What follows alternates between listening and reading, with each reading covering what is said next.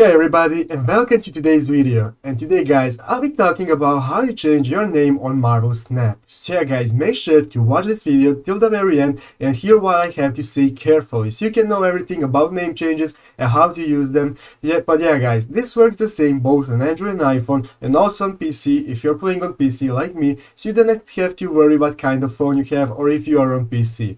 But yeah guys, let's get straight into it. Guys, after you have opened up the application, if you want to know how you play on PC, then go watch our other video where we explain how to install this game on your PC so you can play whenever.